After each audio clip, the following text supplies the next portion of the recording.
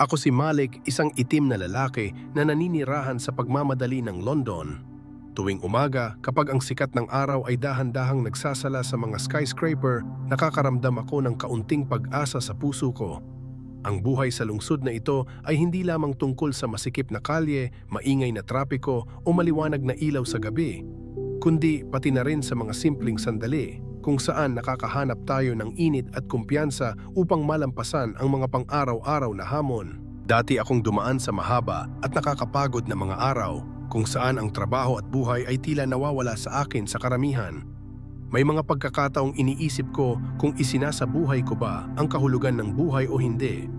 Ngunit sa aking isipan, palaging may banayad na pagtawag na nagpapaalala sa akin na sa loob ko ay laging may kapangyarihang magbago at magpalaganap ng pag-ibig. Ang mga kalye ng London ay hindi lamang isang lugar kung saan ako naglalakbay, ngunit isang mapagkukunan din ng inspirasyon sa tuwing humihinto ako upang makinig sa sarili kong puso.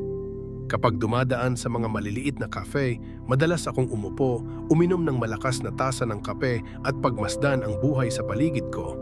Napagtanto ko na gaano man kaabala ang buhay, hanggat huminto tayo at nararamdaman, ang lahat ay nagiging simple at makabuluhan. Araw-araw, sinasabi ko sa aking sarili na kahit na may mga oras ng pagkapagod o pagkabigo, hanggat nananatili tayo sa pananampalataya at buksan ang ating puso upang makatanggap ng mabubuting bagay, mahahanap natin ang landas tungo sa kapayapaan.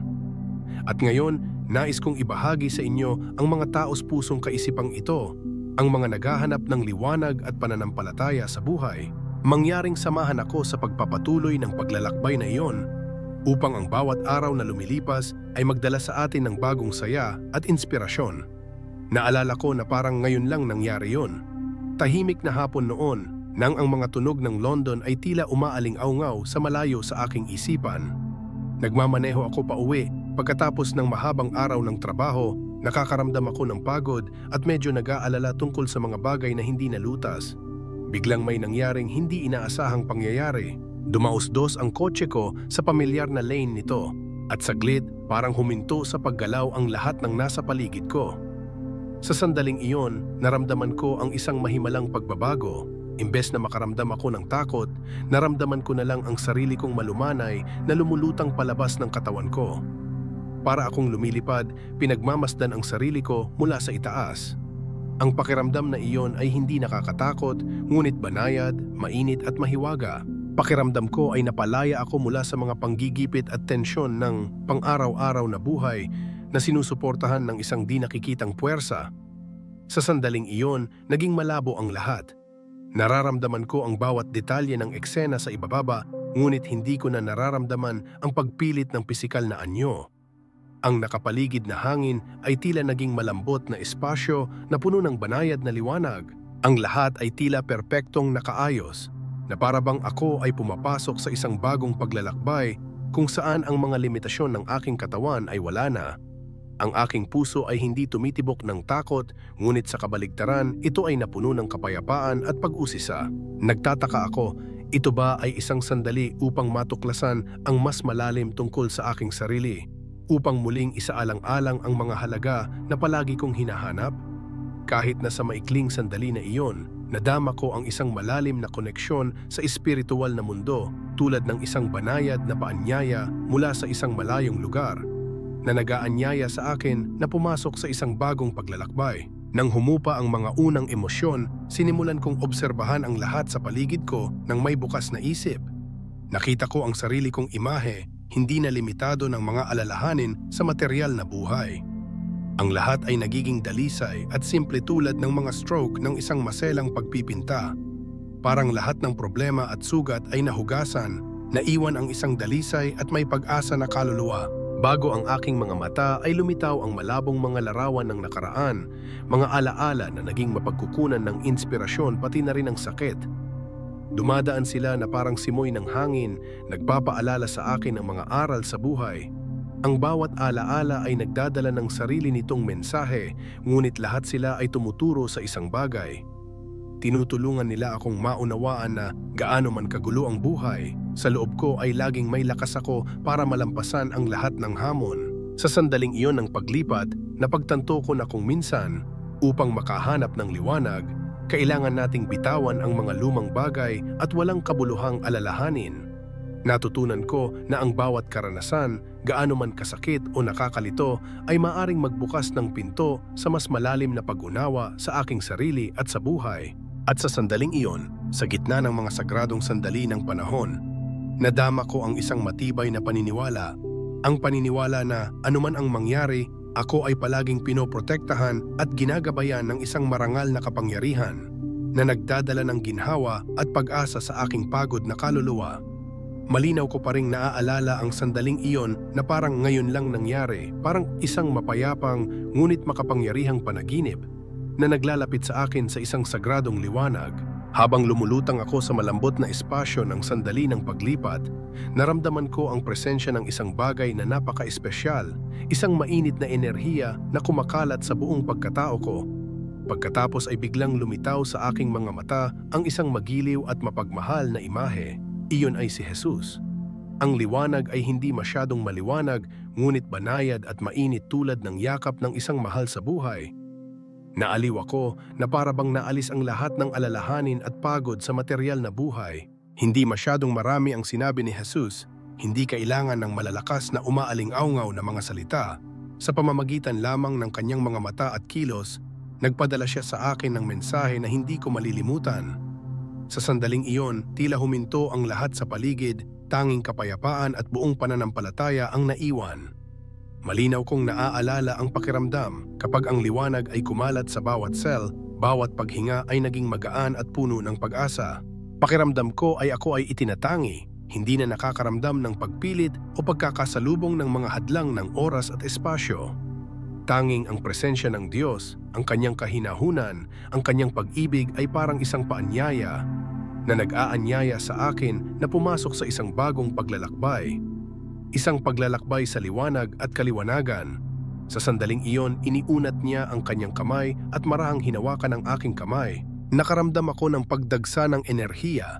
Isang espesyal na marka ang lumitaw sa aking kamay. Ang M na marka ay malumanay na kumikinang bilang isang paalala ng sagradong misyon na ibinigay sa akin. Ito ay hindi lamang isang pisikal na tanda, kundi isang simbolo din ng pag-ibig, kabaitan at kakayahang matupad ang mga pangarap. Hindi ko palubos na nauunawaan ang kahulugan noong panahong iyon, ngunit sa aking kaluluwa, alam kong binibigyan ako ng pagkakataong magbago upang mabuhay ng may higit na kahulugan.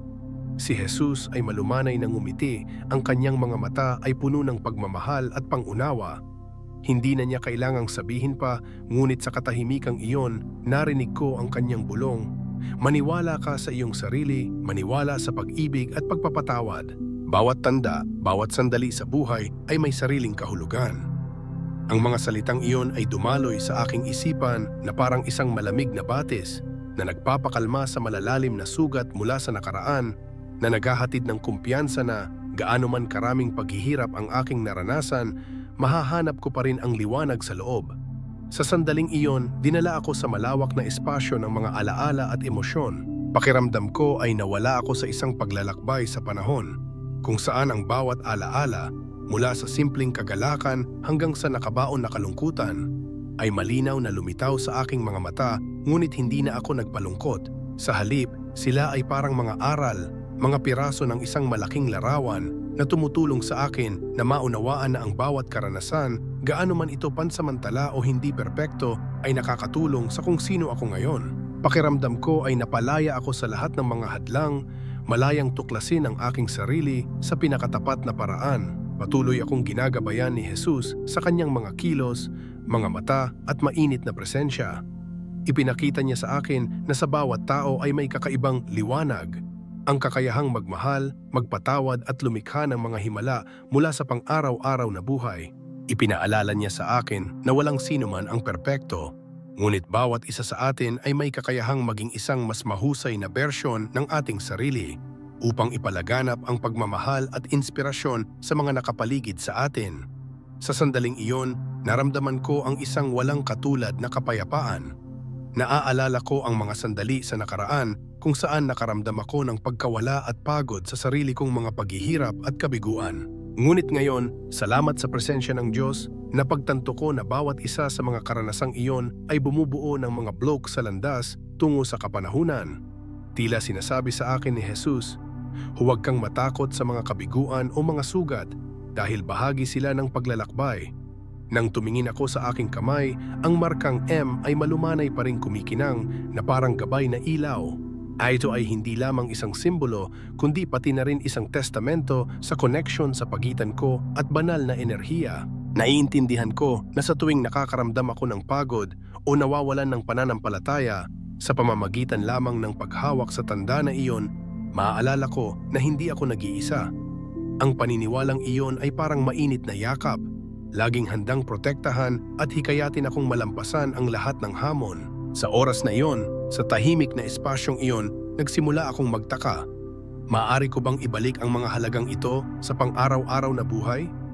Si Jesus, sa pamamagitan ng kanyang mapagmahal na mga mata, ay tila nagsabi, ang bawat araw ay isang bagong pagkakataon upang mabuhay ng buo at ipalaganap ang pag-ibig. Maniwala ka na, gaano man ito kahirap, maaari ka pa ring lumikha ng magagandang bagay sa iyong paligid.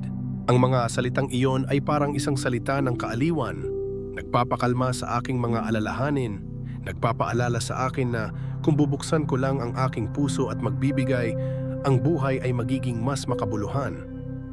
Ang espiritual na paglalakbay na iyon ay tila magtatagal magpakailanman, ngunit alam ko na ang bawat sandali ay mahalaga. Sa sandaling iyon, nadama ko na konektado sa isang walang katapusang pinagmumulan ng enerhiya kung saan ang lahat ng sakit at kahirapan ay maputla lamang kumpara sa kapangyarihan ng pagmamahal at kabaitan.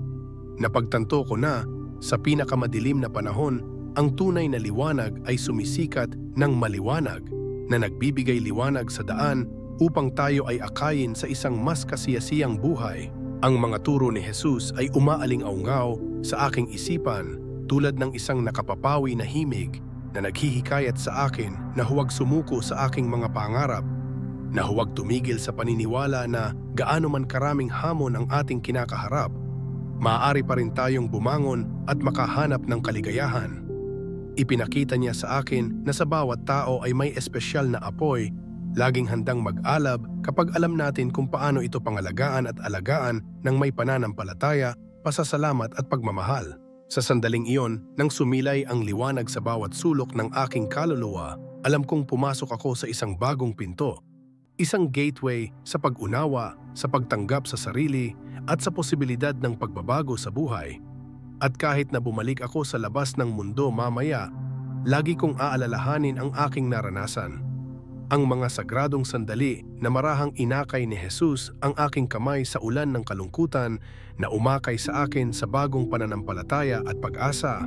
Pumasok ako sa tunnel ng memorya na may bukas na isip, kung saan ang bawat lumang alaala mula sa nakaraan ay lumitaw tulad ng makikinang na mga piraso ng palaisipan na nag-aanyaya sa akin na lingunin ang mga nakaraang paglalakbay. Sa sandaling iyon, pakiramdam ko ay nabalik ako sa mga araw na minsang nagpasaya sa akin, pati na rin sa mga panahong durog ang puso ko sa mga kabiguan at kawalan. Ang bawat imahe, bawat tawa o luha ay may sariling aral, mga karanasan na nakatulong sa akin na maging kung ano ako ngayon. Huminto ako, nakinig sa sarili kong puso at napagtanto na sa pamamagitan ng mga alaalang iyon, natutunan ko kung paano mahalin ang aking sarili, kung paano magpatawad ng mga pagkakamali at tanggapin na ang nakaraan ay isang hindi mapaghihiwalay na bahagi ng buhay. Sa napakalawak na espasyong iyon, naramdaman ko ang init na kumakalat mula sa loob na para bang lahat ng mga lumang sugat ay pinapaginhawa ng liwanag ng pangunawa. Ang bawat alaala ay nagtuturo sa akin ng isang bagay na mahalaga, na walang sino man sa atin ang perpekto at ang bawat karanasan, matamis man o mapait, ay nakakatulong sa pagbuo ng kung sino tayo. Sinasabi ko sa aking sarili na hanggat nakikinig tayo at natututo mula sa nakaraan, bawat bagong araw ay maaring maging isang maliwanag na simula. Sa kalagitnaan ng paglalakbay na iyon, naramdaman ko ang presensya ni Jesus na lumapit sa akin na puno ng pagmamahal at pakikiramay, nang walang mga hindi kinakailangang salita, sa pamamagitan lamang ng isang banayad na haplos at isang mainit na ngiti. Ipinakita niya sa akin na ang marka ng M sa aking kamay ay hindi lamang isang personal na tanda, kundi isang tawag din na mamuhay ng may pagmamahal at pagpapatawad. Malinaw kong naaalala ang sandaling iyon nang kumalat sa aking kamay ang liwanag mula sa markang M, bilang paalala na bawat isa sa atin ay may misyon na magmahal, magpatawad at mamuhay ng may pananampalataya sa buhay. Magiliw na sinabi ni Jesus, "Tandaan, ang bawat karanasan ay may kahulugan. Ang tanda na ito ay hindi lamang sa iyo, ngunit ito rin ay isang paanyaya para sa iyo na mamuhay ng may habag, na alam kung paano patawarin ang iyong sarili at ang iba." Ang mga salitang iyon ay parang nakaaaliw na mga bisig na nagpapaginhawa sa sakit at nagpaparamdam sa akin na hindi ako nag-iisa sa paglalakbay na ito. Napagtanto ko na ang bawat sugat at bawat luha ay nakatulong sa akin na lumaki. At ngayon ay maaari ko na silang tingnan ng may mga mata na puno ng pagmamahal at pag-unawa. Kapag nakikinig ako sa sarili kong kwento sa bawat alaala, nakikita ko na ang mga madilim na araw ng nakaraan ay hindi na pabigat, ngunit mahalagang mga ladrilyo na bumubuo ng pundasyon ng katapangan. Naaalala ko ang mga panahong nabigo ako, ang mga panahong naramdaman kong hindi ako sapat, ngunit ngayon, salamat sa liwanag ng pagmamahal at pagpapatawad, naiintindihan ko na ang mga paghihirap na iyon ay mga hakbang lamang upang tulungan akong bumangon. Napagtanto ko na ang pagpapatawad ay hindi lamang para sa iba, kundi para din sa aking sarili upang mamuhay ako ng mas magaan, mas maligayang buhay. Sa sandaling iyon, nagpasya akong huwag hayaang mabigatan ako ng nakaraan. Dadalhin ko ang lahat ng mga aral na natutunan ko, ang mga halaga ng pagmamahal at pagpaparaya sa isang mas maliwanag na hinaharap. Ipinangako ko sa aking sarili na sa tuwing makaramdam ako ng pagod o kalungkutan, maaalala ko ang liwanag ng markang M bilang simbolo ng pag-asa ng muling pagsilang sa bawat karanasan sa buhay. Ang panloob na paglalakbay na iyon ay nakatulong din sa akin na matanto na upang mamuhay ng isang makabuluhang buhay, hindi lamang natin kailangang harapin ang mga lumang sugat, kundi kailangan din nating buksan ang ating mga puso upang makatanggap ng mabubuting bagay mula sa buhay.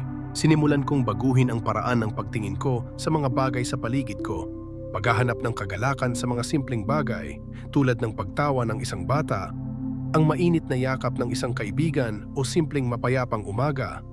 Sa bawat araw na lumilipas, natututo akong huminto, makinig sa aking puso at madama ang magagandang bagay na darating. Ang pakikipag-usap kay Jesus ay nagpaunawa sa akin na ang M na marka ay hindi lamang isang tanda sa aking kamay, kundi isang paalala rin para sa akin na laging mamuhay ng buong puso at may tapat na pagmamahal. Itinuro niya sa akin na bawat isa sa atin ay may kakayahang gawing mahahalagang aral, ang mga masasakit na sandali, sa gayon ay nagpapalaganap ng pananampalataya at pag-asa sa mga nakapaligid sa ating kate. Nagsimula akong maniwala na hanggat marunong akong magmahal, magpatawad at mamuhay ng tapat, ang buhay na ito ay magiging mas maganda kaysa dati. Ipinagmamalaki ko na naglakas loob akong tumawid sa tunnel ng mga alaala na iyon, dahil alam kong kahit gaano pa karaming kahirapan, mahahanap ko pa rin ang liwanag sa loob ko. Nais kong ibahagi sa iyo ang mensaheng iyon. Ang mga maaaring nakadarama ng pagkawala, pagod o nag-iisa, tandaan, ang bawat karanasan, gaano man kasakit, ay maaaring maging mapagkukunan ng paghihikayat para sa iyo na umunlad at mamuhay ng buo. Maging matapang na harapin ang nakaraan, matutong magpatawad at mahalin ang sarili dahil iyon ang susi na nagbubukas ng pinto sa kaligayahan at kapayapaan. Habang unti-unti kong naramdaman muli ang init ng pisikal na mundo, pagkatapos ng mga sandaling maranasan ang espiritual na paglalakbay, isang bagong pakiramdam ang sumugod sa loob. Alam ko, pagkatapos ng mga pinagdaanan ko, hindi natuyong lupa ang puso ko kundi dinilig na ng pagmamahal at pag-asa. Sa sandaling iyon napagtanto ko na hindi pa tapos ang aking misyon, na kailangan kong bumalik para ipalaganap ang mensahe ng liwanag at kabaitan sa lahat ng nakapaligid sa akin. Malinaw kong natatandaan ang sandali na nagising ako sa ospital nang dahan-dahang nasala ang liwanag sa bintana na biglang nakaramdam ng kakaibang init sa silid. Unti-unting bumukas ang mga mata ko at kaagad nakaramdam ako ng pagbabago sa loob, parang nagliwanag muli ang buong mundo. Ang mga tao sa paligid ko, bagamat sa una ay nag-aalala at nagulat, ay unti-unting napagtanto na hindi lamang ako nakaligtas sa bagyo, ngunit nagdala din sa akin ng isang bagong mapagkukunan ng enerhiya.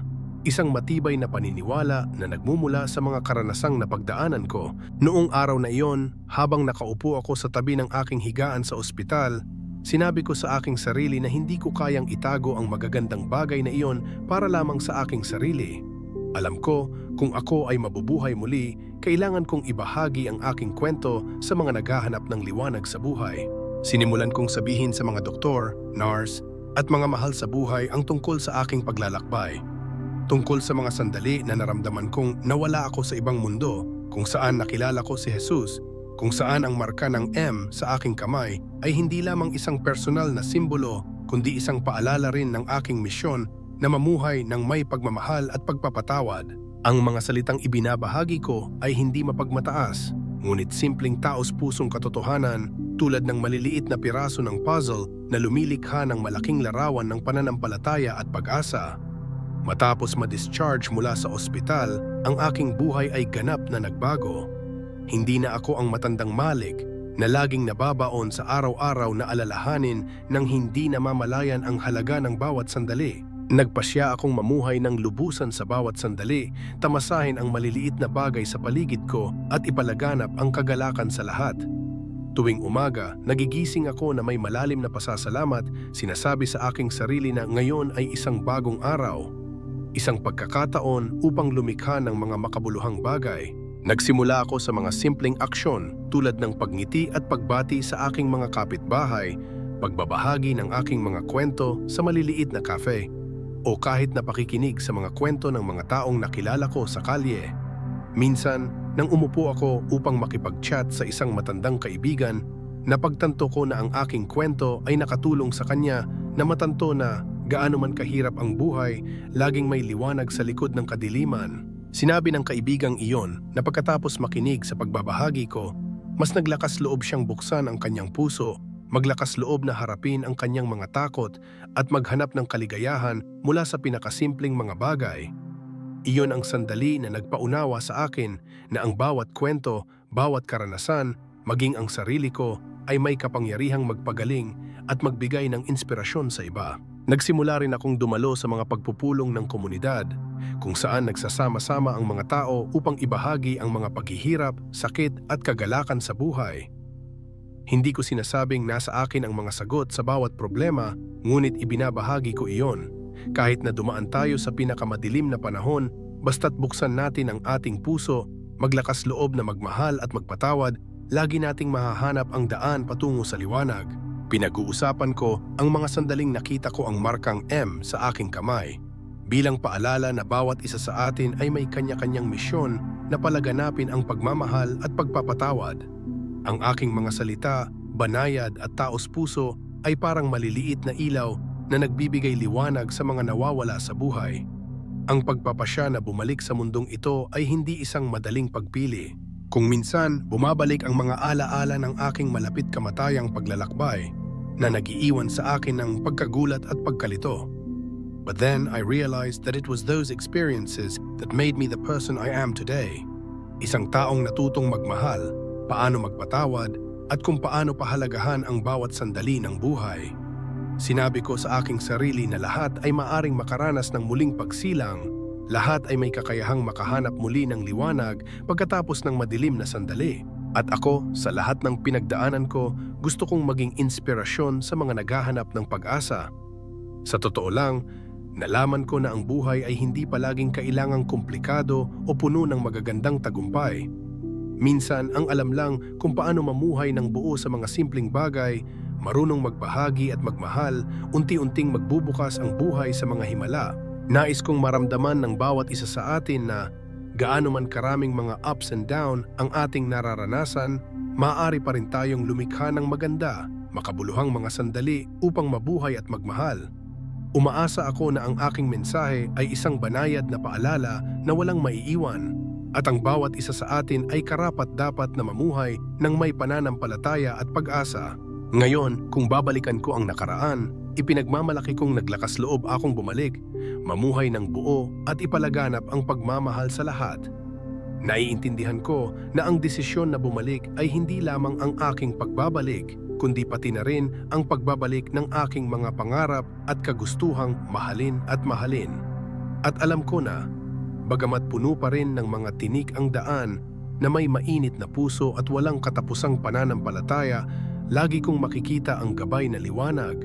Umaasa ako na sa pamamagitan ng aking kwento, mahanap mo ang motivation na mamuhay ng totoo sa iyong sarili, maglakas loob na harapin ang iyong mga takot, at maglakas loob na maniwala na ang bawat bagong araw ay isang pagkakataon upang lumikha ng magagandang bagay.